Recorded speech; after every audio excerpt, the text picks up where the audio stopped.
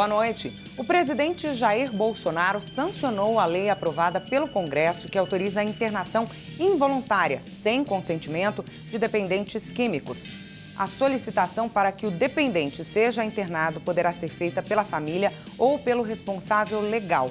Não havendo nenhum dos dois, o pedido pode ser feito por um servidor da área da saúde, assistência social ou de órgãos integrantes do Sistema Nacional Antidrogas, exceto da Segurança Pública. A nova regra estabelece que a internação involuntária só poderá ser feita em unidades de saúde e hospitais gerais e dependerá do aval de um médico responsável. Vamos conversar sobre esta lei com especialistas nesta edição. E ainda, Comissão de Infraestrutura da Assembleia, enfim, sai do papel para debater o tamanho do Estado. Indústria corta mais de 1 milhão de empregos em 4 anos. Governador João Dória visita a Lespe. Veja agora no Jornal da Assembleia.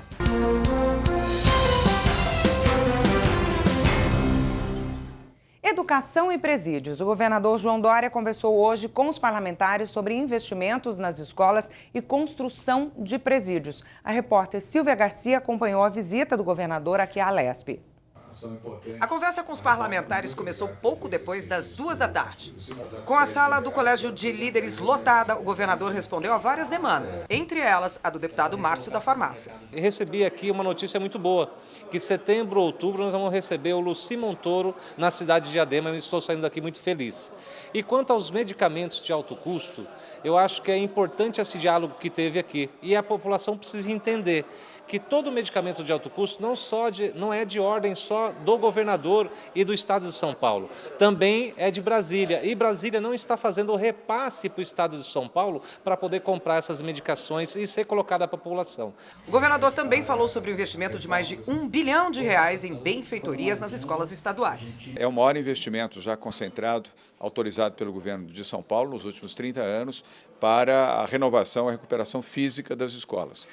Não só a parte de arquitetura, de engenharia, mas também a compra de equipamentos digitais, de impressoras, de kits de robótica, para colocar as escolas estaduais do ensino básico fundamental no padrão de primeiro mundo.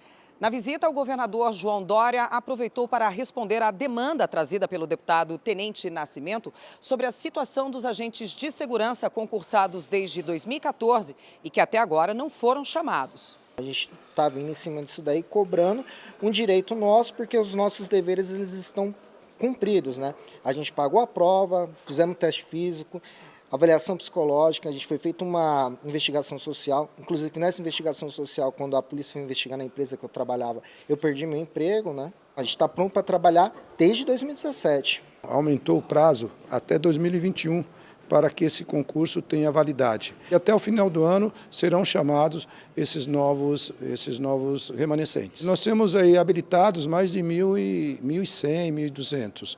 Agora, o número a ser chamado, ele ficou de precisar para nós. Eu vou verificar, vou consultar junto ao secretário e aí nós vamos dar em primeira mão.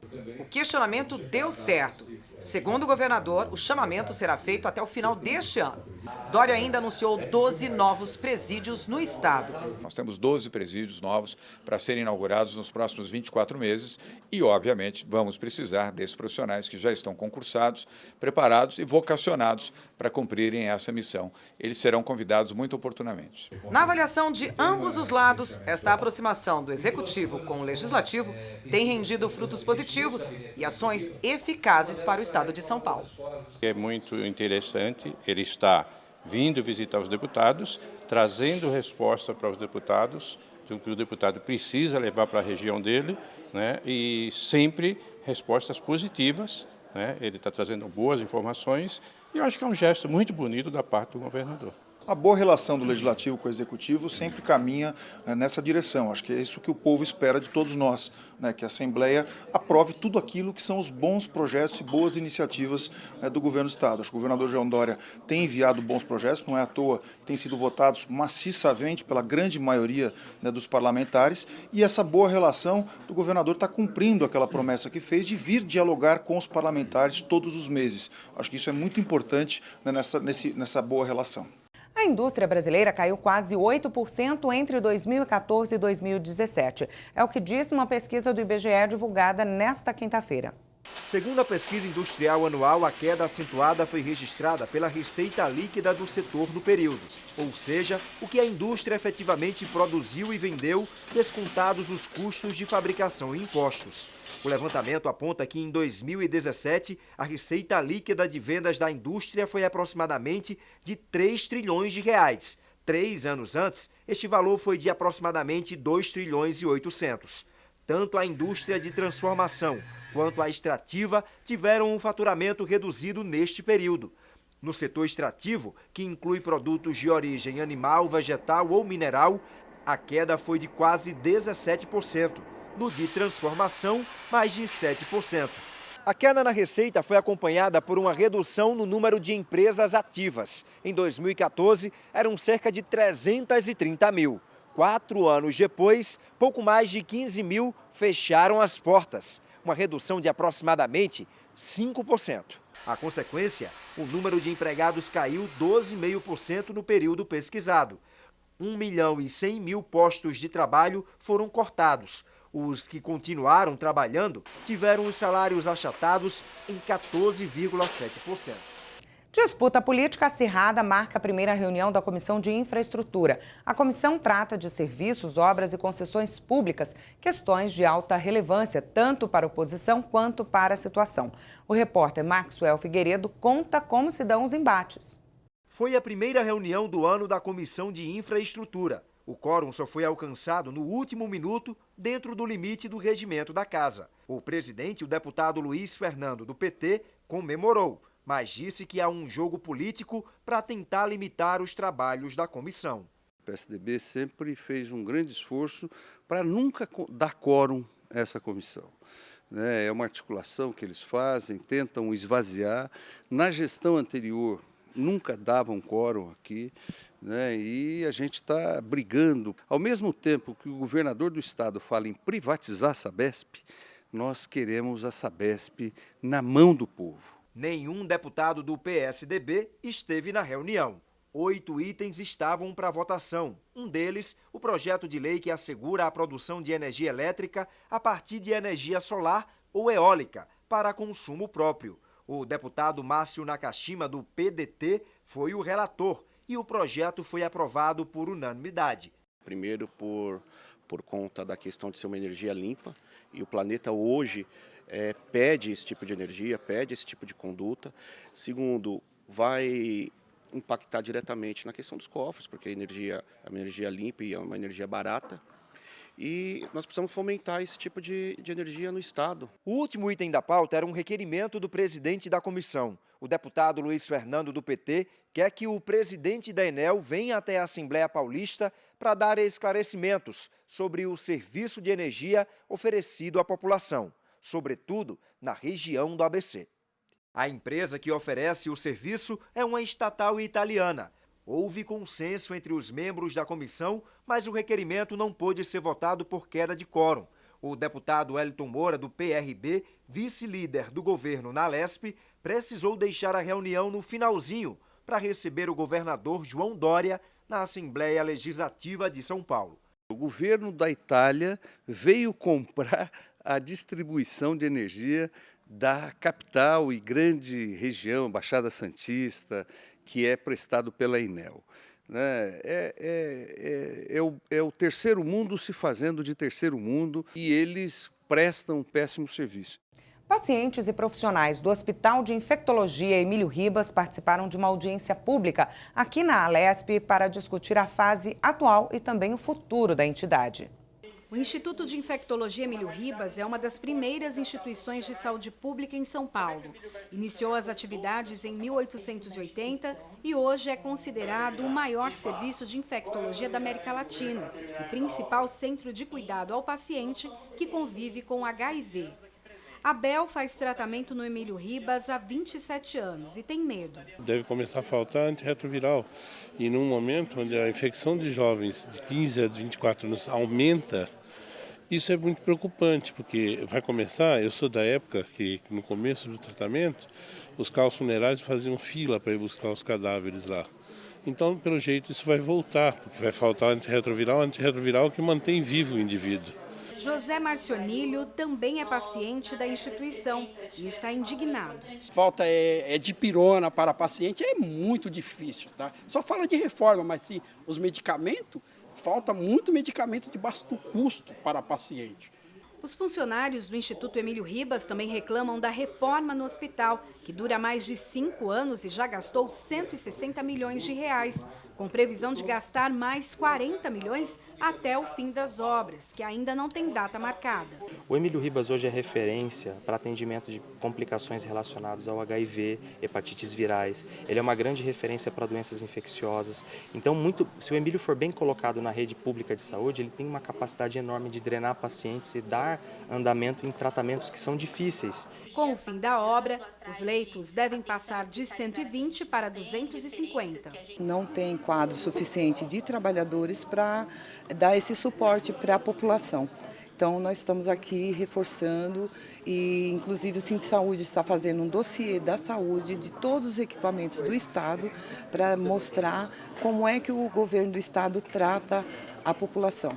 Pacientes e profissionais buscam ajuda do Legislativo para fiscalizar a obra no hospital e também a administração da entidade. A audiência pública que discute a situação do Hospital Emílio Ribas tem apoio do deputado Carlos Gianazzi do PSOL. A audiência pública vai debater, vai ouvir as pessoas, os servidores, os pacientes, os médicos e depois nós faremos encaminhamentos ao Tribunal de Contas, ao Ministério Público, à Comissão de Saúde da Assembleia Legislativa para que as providências sejam tomadas e o hospital resgatado.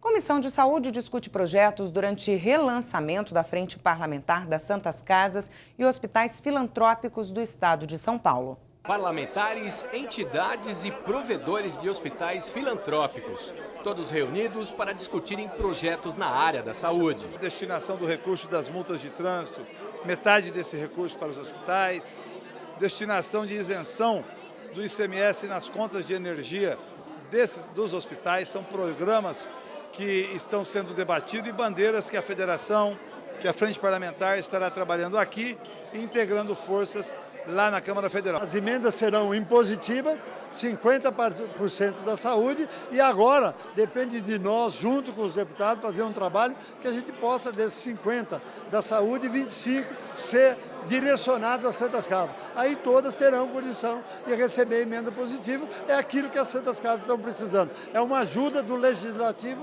para as Santas Casas e hospitais filantrópicos. Para se ter uma ideia da importância das Santas Casas, somente no estado de São Paulo, elas são responsáveis por 60% de todos os transplantes. São 400 hospitais, 180 mil colaboradores, 27 mil médicos e mais de 12 mil enfermeiros. Os números da maior Santa Casa do estado também impressionam. Só aqui na capital paulista, 2.500.000 pessoas são atendidas todos os anos. 45 mil pacientes todos os meses passam pelos ambulatórios espalhados pela cidade. O diretor dessa imensa cidade ressaltou a importância da instituição filantrópica. Não sei se em 16 ou 17, recebeu do SUS cerca de 15 bilhões. São 2.100 hospitais esparramados pelo país inteiro. 2.100 hospitais receberam do SUS 15 bilhões. Em compensação, nós temos hospitais federais de ensino que receberam 13,3 bilhões entre o Ministério da Saúde e o Ministério da Educação no mesmo período. Me parece que as filantrópicas são muito mais eficientes. A Assembleia Legislativa ela é a segunda casa das Santas Casas, dos hospitais filantrópicos, que podem ter aqui o seu apoio, o seu ponto de apoio no diálogo com os parlamentares regionais da capital e dos grandes centros, o trabalho de busca por recursos e investimentos em prol das Santas Casas. O Senado aprovou hoje o projeto de lei que atualiza o marco regulatório do saneamento básico. O texto permite a participação de empresas privadas nos serviços de abastecimento e tratamento de água e esgoto, limpeza e reciclagem de lixo. Também desobriga a necessidade de licitações para a contratação dos serviços em alguns casos. O projeto, que substitui a medida provisória caducada na última segunda-feira, segue agora para a Câmara dos Deputados.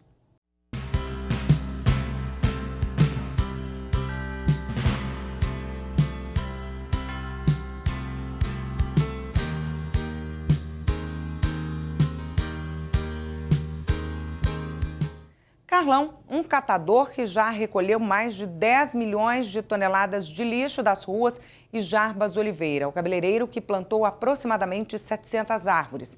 Esses foram os principais homenageados na última reunião da Comissão de Meio Ambiente e Desenvolvimento Sustentável aqui na Assembleia Legislativa.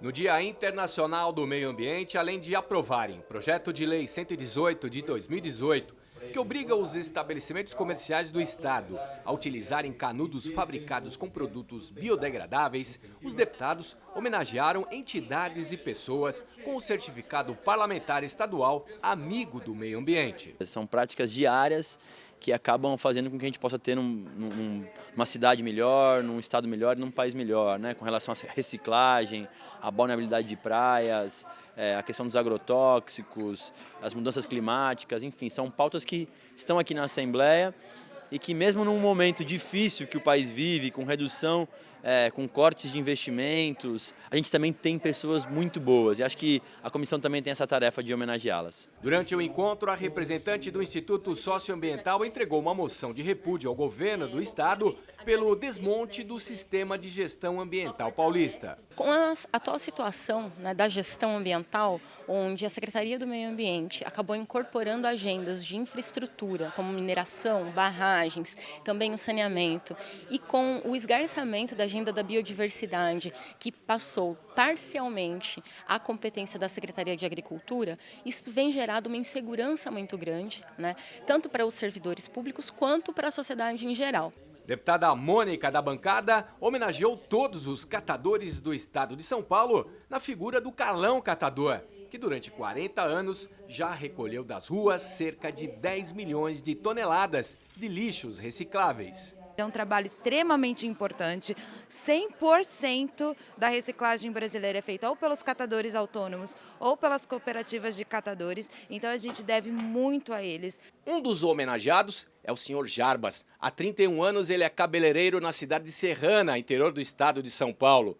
Essas mãos aqui já plantaram mais de 700 árvores. Homenageado pelo deputado Léo Oliveira do MDB, seu Jarbas, como é conhecido, também oferece gratuitamente palestras em escolas sobre a importância do meio ambiente. Tem 21 anos atrás que eu ganhei uma muda de árvore para plantar em minha calçada. Como era de uma espécie que não era ideal para calçada, eu plantei na praça. Naquele momento que eu estava fazendo aquele plantio, parou um senhor com um carro e me ofereceu algumas mudas. E justamente naquela hora que eu estava plantando as mudas que aquele senhor me ofereceu, me parou um outro carro me oferecendo mais muda. E daí, eu já era uma rotatória, praticamente eu fiz uns 30% dela. Pensei, não vai ficar legal agora se eu parar por aqui, vou ter que fechar essa rotatória. Mas foi aparecendo muda, foi vindo o interesse, foi vindo a paixão pela natureza, a preocupação também pelo meio ambiente. E daí surgiu o interesse de criar um pequeno viveiro e fazendo muda e doando para o pessoal.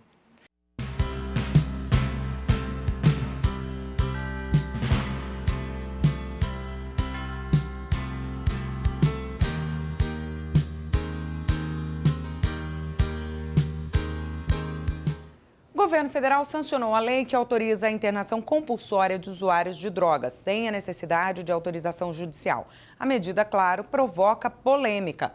Por Skype, vamos conversar com a advogada Fernanda Zuccari, que vai analisar os aspectos jurídicos da nova lei. Doutora, muito obrigada pela presença da senhora aqui no nosso jornal para conversar sobre este assunto. Obrigada, eu que agradeço. Doutora, pela lei anterior, a internação de dependentes químicos necessitava do laudo médico e também de uma autorização judicial. Agora, pela nova lei sancionada pelo presidente Jair Bolsonaro, basta só o laudo médico. A intervenção da Justiça nestes casos era mesmo desnecessária? Eu não vejo como desnecessária. Embora possa facilitar, a gente pode ganhar uma certa agilidade, eu acho que causa uma insegurança jurídica, porque nós temos casos e casos, né? Então, assim, me preocupa muito apenas com o aval do médico, a possibilidade de fazer uma internação involuntária por um prazo de até 90 dias. A Justiça, ela analisa outros aspectos? Por exemplo, corre-se o risco de haver notificações motivadas por outras questões que não sejam as médicas, partilha de herança, por exemplo? Exatamente. Essa questão me preocupa bastante. Por quê? Com a lei anterior, o que acontecia? Com a lei de 2001, era necessário a intervenção do Judiciário. O Ministério Público também opinava, né, por essa internação involuntária, o que dava uma segurança muito maior, porque se existisse algum outro interesse, né, isso ficava um pouco mais claro e era uma forma de proteger mais essa pessoa que já está numa situação de vulnerabilidade. Doutora, essas pessoas, esses pacientes e também as famílias que não concordarem com isso, como a Justiça não está entrando no caso com uma autorização, elas também perdem o direito a qualquer questionamento na Justiça posteriormente?